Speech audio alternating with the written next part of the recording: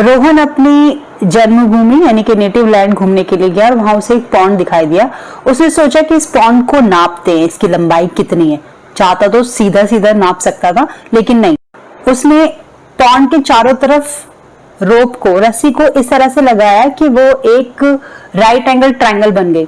असल में उसका मेन मकसद था राइट एंगल ट्रायंगल की कोई प्रॉपर्टी यूज करके वो पॉन्ड की लेंथ निकालेगा। सबसे पहले तो हमें प्रॉपर्टी बतानी है ज्योमेट्री की, जिसे यूज करके एसी का डिस्टेंस निकाला जा सकता है।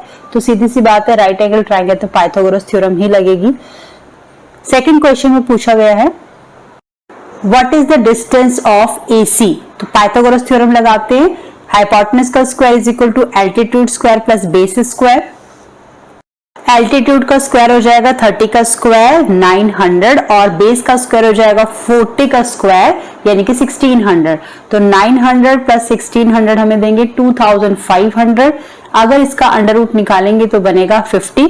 तो हमारे सेकंड क्वेश्चन का करेक्ट आंसर है ए 50 मीटर।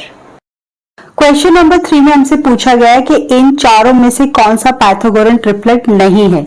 अगर आप भूल गए तो आपने 8th क्लास में पढ़ा था, लेकिन मैं फिर भी याद दिला देती हूँ। वो 3 नंबर का पेयर जो कि पाइथागोरस थ्योरम पर अप्लाई हो सकता है, वो होता है पाइथागोरन ट्रिपलेट। तो यहाँ पर चेक करने का तरीका ये है कि आप देखें कि इन तीनों में से कौन सा नंबर बड़ा है। वो होगा आपका हाइपोटेनस। हाइपोटेनस का स्क्वायर करें और बाकी जो दोनों बची हुई चीजें एल्टीट्यूड और बेस होगी, इन दोनों को स्क्वायर करके ऐड करने पे हमें मिलेगा 625 जो कि 25 का स्क्वायर है। तो हमें तीनों ट्रिपलेट के नंबर मिल गए 7, 24 और 25।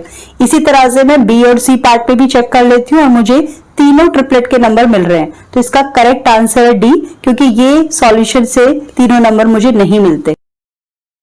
तो चलते हैं क्वेश्चन नंबर 4 पर। Find the length of A B. हम AC की लेंथ ऑलरेडी निकाल चुके हैं। AC की लेंथ में से अगर हम 12 को माइनस कर दें तो हमारा आंसर मिल जाएगा। AC की लेंथ है 50, AC में से 12 माइनस करेंगे आएगा 38। तो क्वेश्चन नंबर 4 का करेक्ट आंसर है बी 38 मीटर। अब बढ़ते हैं क्वेश्चन नंबर 5 की तरफ। क्वेश्चन नंबर 5 में फाइंड करनी है लेंथ ऑफ द रोप। रोप कहाँ कहाँ यूज हुई है? ए डी पर, डी से सी पर और सी से बी पर। बस इन सबको ऐड कर दो, हमें आंसर मिल जाएगा।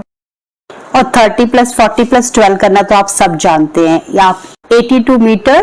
Question number 5 C part is the correct answer.